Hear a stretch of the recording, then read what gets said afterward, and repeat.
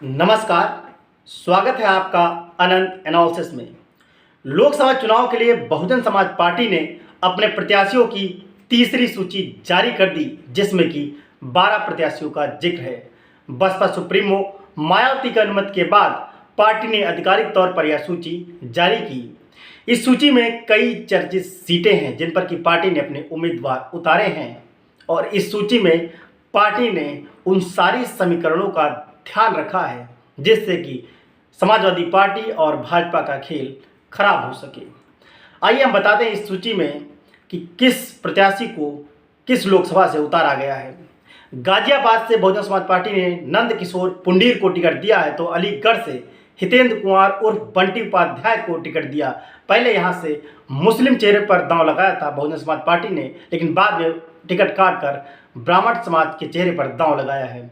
Mathura seat से सुरेश सिंह को ticket दिया। पहले कहा जा रहा था किसी और को टिकट यहाँ पर मिल सकता था।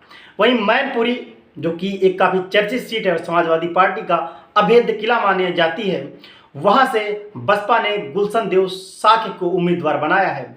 मैनपुरी सीट की जाति समीकरण की बात करें तो यादव और साखे वहाँ के मुख्य मतदाता हैं, जिसमें कि बहुजन समाज पार्टी ने साख उम्मीदवार उतार कर और दलितों का साथ लेकर समाजवादी पार्टी को घेरने की पूरी रणनीति बनाई हुई है। लखीमपुर खीरी से अंशय कालरा उर्फ राखी जी को उम्मीदवार बनाया है। वहीं उन्नाव से ब्राह्मण चेहरे पर दांव लगाते हुए अशोक कुमार पांडे को अपना उम्मीदवार बनाया। मोहनलालगंज से राजेश कुमार उर्फ मनोज प्रधान को उम्मीदवार बनाया है, जो कि एकदम इस क्षेत्र के लिए नया चेहरा है।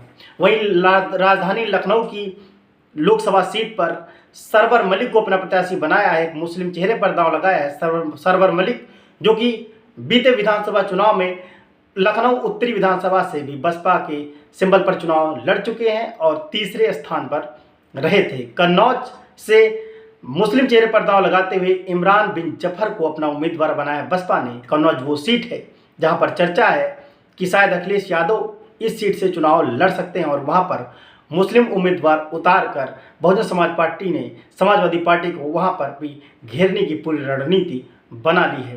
कौशाम्बी से शुभ नारायण को, लालगंज से चर्चित दलित एक्टिविस्ट डॉक्टर इंदु चौधरी को अपना उम्मीदवार बनाया है, तो मिर्जापुर से ब्राह्मण चेहरे पर दांव लगाते हुए मनीष त्रिपाठी को अपना उम्मीदवार बहुजन समाज पार्टी ने बनाया है। बहुजन समाज पार्टी अपने उम्मीदवारों के चयन में भले ही जाति समीकरण का ध्यान रख रही है, लेकिन बड़ा सवाल यह है कि क्या मतदाता बहुजन समाज पार्टी पर अपना भरोसा दिखाएंगे, क्योंकि एक तरफ एनडीए है प्रधानमंत्री मोदी के नेतृत्व में, तो दूसरी ओर इंडिया अलायंस है। बड़ा सवाल यह है कि देश में क्या इन दोनों के बीच ही मुकाबला है, और अगर इन दोनों के बीच मुकाबला है तो बसपा कहाँ खड़ी है, क्योंकि बसपा ने गठबंधन में शामिल होने से इनकार कर दिया। उसके बाद जब छोटे दल भी उससे गठबंधन करने आए, जिसमें कि अपना दल कमेरावादी या केशव देव मौर्य का जो कि महान दल है, इन सभी ने बसपा से गठबंधन करने का प्रयास किया, तो बसपा ने इनसे भी बात नहीं की और अकेले चुनाव लड़ने का ही ऐलान कर दिया।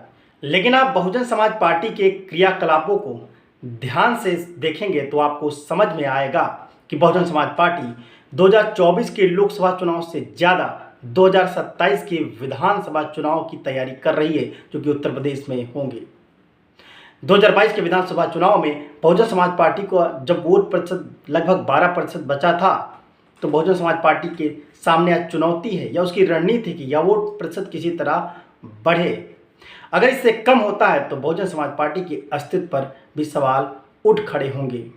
और बहुजन समाज पार्टी की इस चुनाव में बस इतनी सी कोशिश है कि वह किसी तरह फाइट में आ सके। जो समाजवादी पार्टी और भाजपा के बीच पिछले कुछ सालों में सीधा मुकाबला होता है, उसमें कहीं बहुजन समाज पार्टी भी खड़ी दिखाई दे।